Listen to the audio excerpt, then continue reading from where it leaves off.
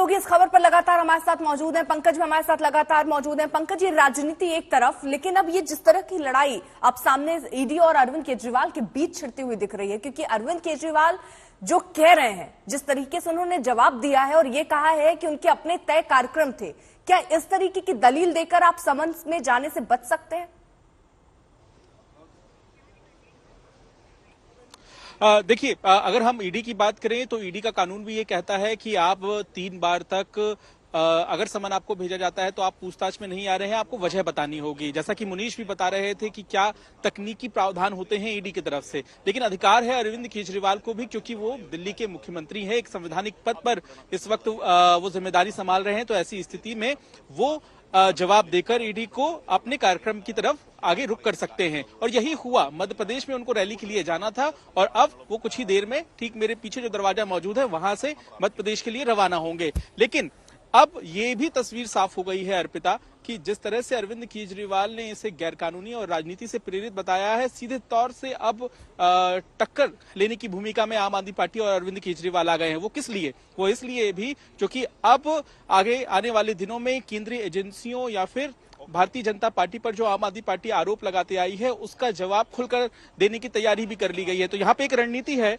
और इस रणनीति के तहत ही अब आम आदमी पार्टी आगे काम करेगी। और सबसे अहम बात यह भी है कि ईडी और सीबीआई अगर पूछताछ के लिए बुलाती है आने वाले दिनों में आम आदमी पार्टी किसी भी नेता या मंत्री को, तो आसान नहीं होगा कि पूछताछ के लिए बुलाया और वो चले गए। अब कोर्ट का रास्ता अगर अपनाना होगा तो कोर्ट के रास्ते को भी आम आदमी पार्टी अपनाएगी, ऐसा हमें नेताओं और प्रवक्ताओं से जानकारी मिली है। लेकिन जो कोर्ट का रुख रहा है इस पूरे मामले को लेकर, शराब नीति के मामले को लेकर, वो बहुत सकारात्मक नहीं रहा है। आपने देखा होगा पिछले दिनों सुप्रीम कोर्ट ने जो तमाम टिप्पणियां की, उसके बावजूद भी मनीष सिसोदिया को बेल नहीं मिली। उन्होंने 338 करोड़ रुपए के टेंटेटिव मनी लॉन्ड्रिंग का जिक्र किया। तो इसके बाद अब आम आदमी पार्टी की चिंता बढ़ गई है, जिसे लेकर भाजपा लगातार हमलावर है। लेकिन जो केंद्रीय एजेंसियां हैं उनको अब कानूनी तौर पर ही कहीं ना कहीं देखने वाली है आम आदमी पार्टी और अरविंद केजरीवाल। आज तो वो जा रहे हैं मध्य प्रदेश, ये स्पष्ट हो गया है, जो कि मुख्यमंत्री दफ्तर ने बताया है। और ये भी साफ हो गया है कि वो ईडी दफ्तर नहीं जाएंगे। और अब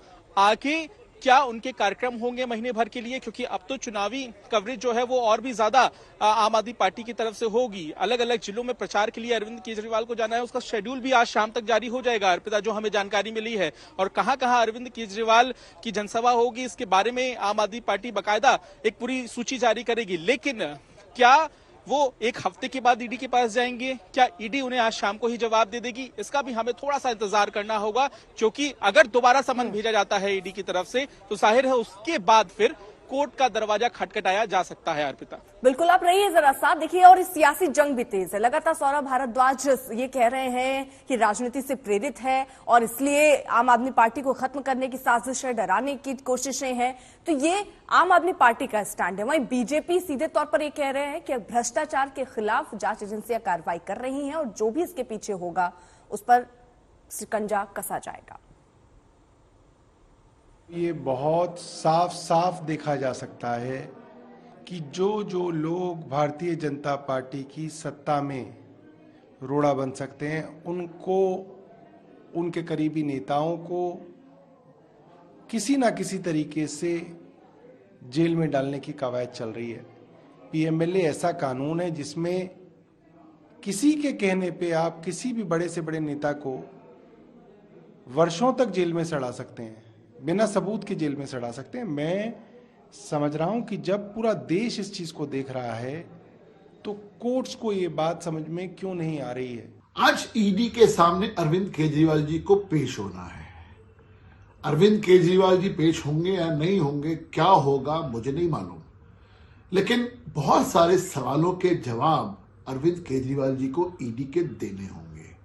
और जिस प्रकार से परसों सुप्रीम कोर्ट ने साफ कहा कि 338 करोड़ रुपए की मनी ट्रेल कहीं ना कहीं पाई जाती है, उस बहुत ही महत्वपूर्ण सवाल के जवाब अरविंद केजरीवाल को देने होंगे, क्योंकि ऐसा पॉसिबल है ही नहीं कि 338 करोड़ रुपए का लेन देन हो जाता है, हेर फेर हो जाता है और अरविंद केजरीवाल को पता ना हो।